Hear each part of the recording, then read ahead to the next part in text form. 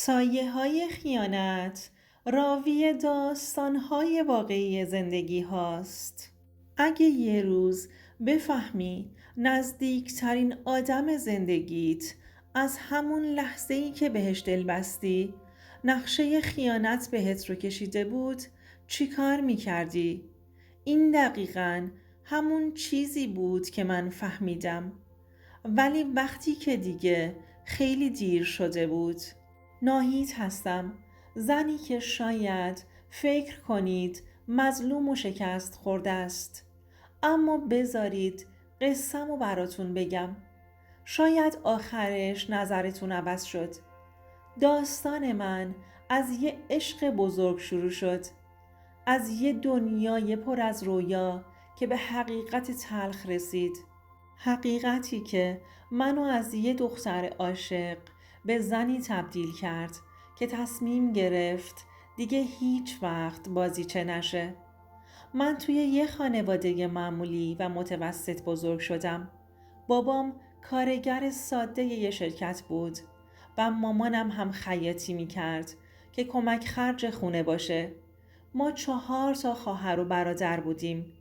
من بچه آخر بودم و همیشه حس می کردم توی خونه زیادیم. نه اینکه مامان و بابام دوستم نداشته باشن، نه.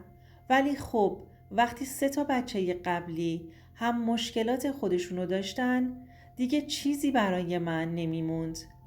باید خودم رو ثابت می کردم. خانوادمون خیلی گرم نبود. بابام همیشه خسته از کار می اومد و مامانم توی خیاطی غرق بود.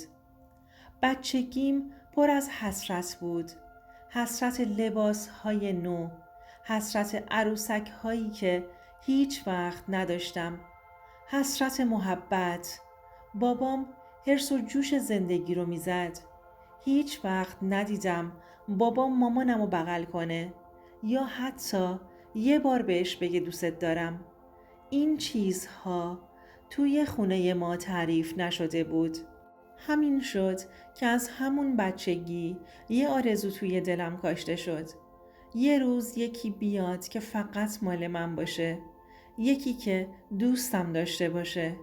بغلم کنه. به خاطر من زندگیشو بده. عاشق شدن رویای دخترونه من بود. خواهر و برادرام زود ازدواج کردن و رفتن پی زندگیشون. من موندم و خونه ای که همیشه بوی چرخ خیاطی و غذای ساده مامانمو میداد. از همون بچگی یاد گرفتم که عشق و محبت چیزایی نیست که مفت به دست بیاد. همیشه حسرت اون دخترایی رو میخوردم که باباهاشون قربون صدقه‌شون میرفتند. اما یه چیز رو خوب یاد گرفتم. اگر عشق نباشه، قدرت باید باشه.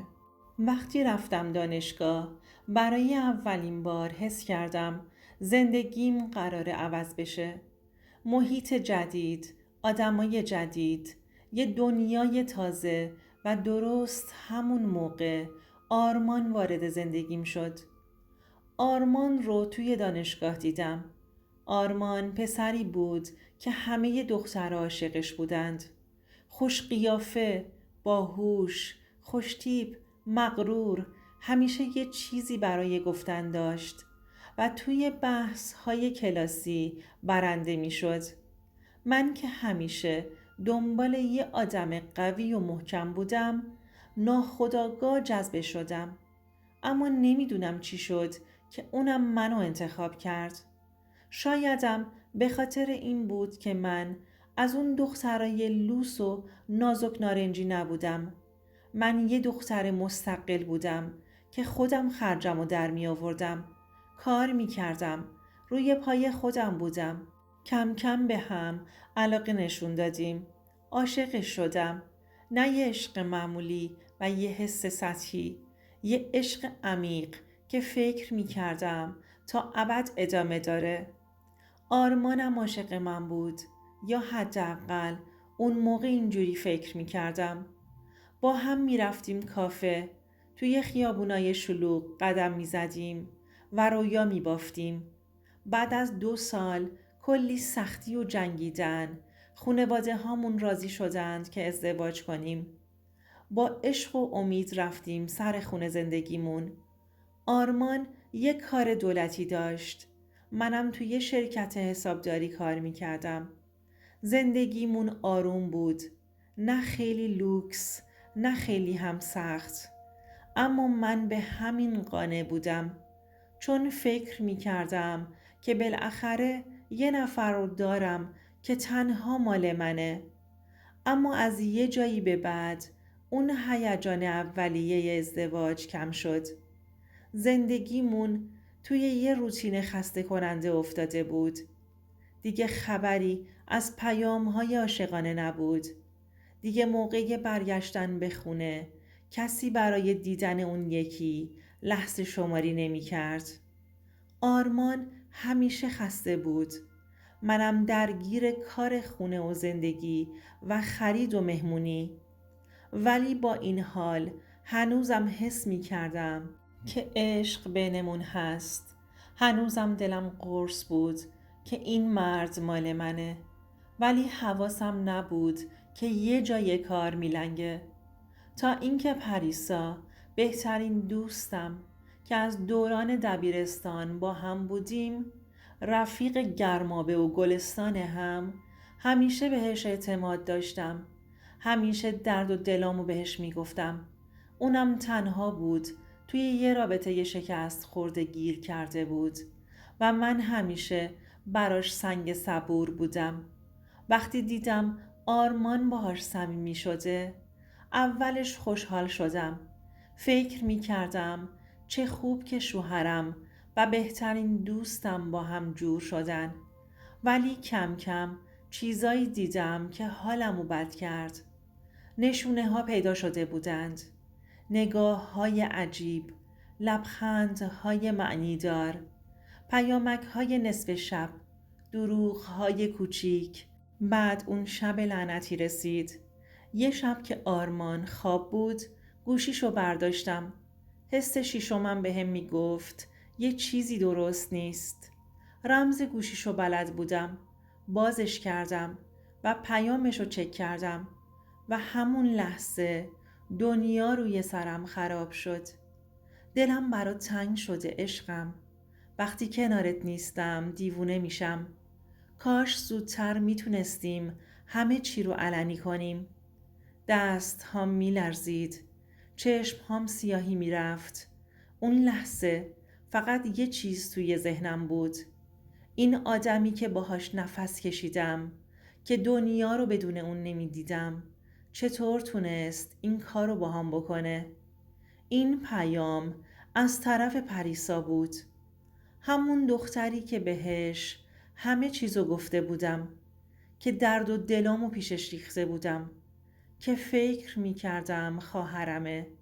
قلبم شکست.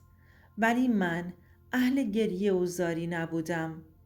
دلم انتقام میخواست. یه شب تا صبح نشستم و فکر کردم. میتونستم برم دعوا را بندازم. میتونستم جیغ بزنم، قهر کنم. اما نه، اینا کافی نبود و اینا راه حل من نبود. اینا فقط منو یه زن مظلوم میکرد. من باید کاری میکردم که هم آرمان هم پریسا تا آخر عمرشون این روز رو یادشون بمونه. من باید یه درس حسابی بهشون میدادم. یه پیج اینستاگرام جعلی زدم. عکس یه دختر جذاب رو گذاشتم که شبیه دختری بود که پریسا همیشه حسرتش رو میخورد. شروع کردم به نزدیک شدم به پریسا. پیام میدادم و باهاش حرف میزدم. خودمو یه دختر تنها و بیکس جا زدم. کم کم باهاش دوست شدم. اعتمادش رو جلب کردم. با هم درد و دل می کرد. از زندگی خصوصیش سر در آوردم. طوری که شروع کرد از خیانتهای قبلیش بهم گفتن. گفت که آرمان تنها مرد زندگیش نبوده. گفت که قبلا هم با مردای متأهل بوده. من همه چی رو ضبط کردم. وقتی مدرک‌های کافی رو جمع کردم، یه شب آرمان رو صدا زدم و اون شب باهاش روبرو شدم. گوشیمو گرفتم و همه چترهای من و پریسا رو جلوش باز کردم. رنگش پرید، چشماش گرد شد، زبونش بند اومد. هیچی برای گفتن نداشت. میدونست که نابود شده. بعد رفتم سراغ پریسا. همه چترهای خودمو براش فرستادم. وقتی فهمید کسی که این همه مدت بهش اعتماد کرده خود من بودم، زار زد، التماس کرد، ولی دیگه دیر شده بود و کار از کار گذشته بود. من بدون داد و بیداد، بدون گریه، بدون دعوا، بدون فحش چمدونم رو بستم و آرمان رو ترک کردم و از اون خونه رفتم. فقط یه جمله گفتم: خیلی دوستت داشتم، اما تو به هم یاد دادی که بعضی عشقها ارزش ندارن. اما پریسا با آبروریزی که به راه انداخته بود، حتی خانوادش هم باهاش قطع رابطه کردند. بعد از چند مدتی شنیدم که آرمان کارشو از دست داده و شکست عشقی و عاطفی شدید خورده و دیگه هیچ کس دور و برش نمونده. اما من قوی تر از همیشه از زندگی قبلیم بیرون اومدم و حالا یه زن مستقل و قوی و موفقم. کسی که فهمیده عشق ممکنه یه روز تموم بشه، اما قدرت هیچ وقت. اگر یه چیزی از این ماجرا یاد گرفتم اینه که هیچ وقت کورکورانه عاشق نشید. آدمی که قراره بهش تکیه کنید باید لیاقتشو داشته باشه. همیشه حواستون به نشونه ها باشه و اگر خیانت دیدید بدونید که اشک و زاری کمکی نمیکنه. قوی باشید، غرورتون رو حفظ کنید و بدونید که بهترین انتقام یه زندگی بهتره.